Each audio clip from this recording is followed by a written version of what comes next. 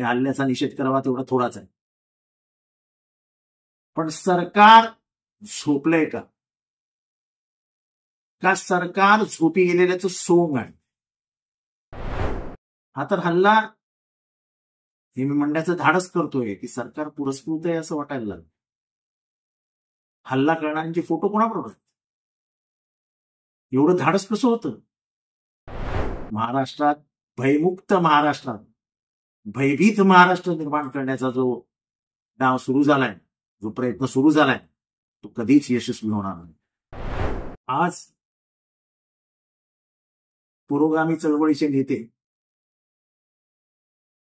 संभाजी ब्रिगेडचे संस्थापक सदस्य, संस्थापक आणि विचारांची लढाई लढणारे, शिव फुले शाहू आंबेडकरांच्या विचारांची लढाई लढणार प्रवीण गायकवाड यांच्यावर जो हल्ला झाला तो सुनियोजित कटाचाच एक भाग. गेले अनेक दिवस प्रवीणदादा गायकवाड यांच्यावर पाळत ठेवली गेली होती. अनेक ठिकाणी विविध प्रकारची आंदोलनं चालू होती. हे सगळं चालू असताना पोलीस कुठे होते? प्रवीणदादा गायकवाडांची गाडी येते, त्या गाडीवर थेट हल्ला होतो, त्यांना गाडीतनं खेचण्याचा प्रयत्न होतो. नशीब त्यांचा जीव गेला.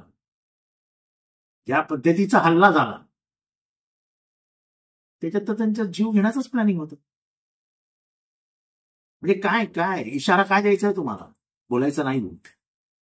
दाभोळकर बोलले आम्ही मारलं, कळबुर्गी बोलले आम्ही मारलं, पानसरे बोलले आम्ही मारलं, दाभोळकर बोलले आम्ही मारलं. ही भाषा आहे का? जनसुरक्षा कायदा हा ह्याच्यासाठी आणला आहे.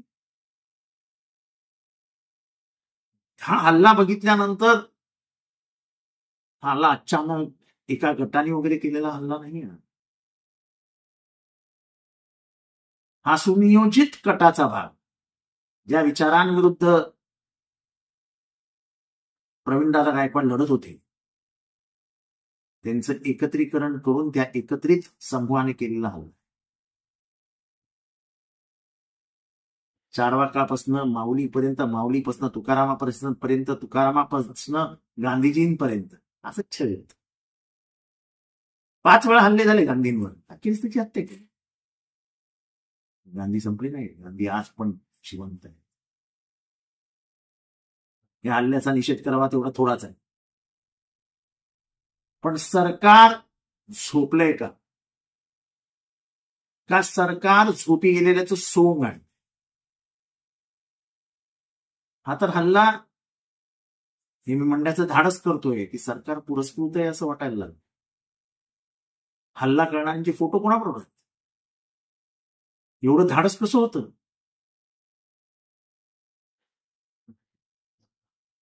या हल्ल्याचा महाराष्ट्रावर निषेध होतोच आहे, पण मी तीव्र शब्दात या हल्ल्याचा निषेध करतो.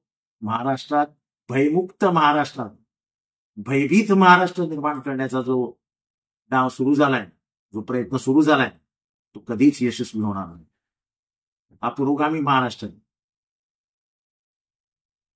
हा तुकारामाचा महाराष्ट्र आहे. हा शिवबाचा महाराष्ट्र आहे. हा संभाजीराजेंचा महाराष्ट्र आहे. आमच्या फुलेंचा, शाहूंचा, आंबेडकरांचा महाराष्ट्र. या हल्ल्याचा तीव्र शब्दात निषेध करतो. सोशल मीडियाच्या भाऊ गर्दीत विश्वासार्हतेने चकाकणारे नाव म्हणजे लेट्सअप मराठी. सगळ्यांना, सगळ्या नागरिकांना ती स्पीच, ती लेट्सअप वरील मुलाखती म्हणजे विचारांचा खजिना. त्यानंतरच्या निवडणुकीमध्ये मला सोडून गेले. बातम्या केवळ वस्तुस्थिती सांगणाऱ्या, न प्रोपगंडा, फक्त जनतेचा अजेंडा. क्योंकि आने वाला कल जाने वाला है, जाने वाला कल आने वाला है. राजकारण, मनोरंजन असो की क्रीडा क्षेत्र, महाराष्ट्राची स्पंदने संवेदनशीलतेने टिपणारे माध्यम म्हणजे लेट्सअप मराठी. जगासोबत एक पाऊल पुढे राहण्यासाठी लेट्सअपचे ॲप, सोशल मीडिया आणि वेबसाईट सोबत कनेक्टेड रहा.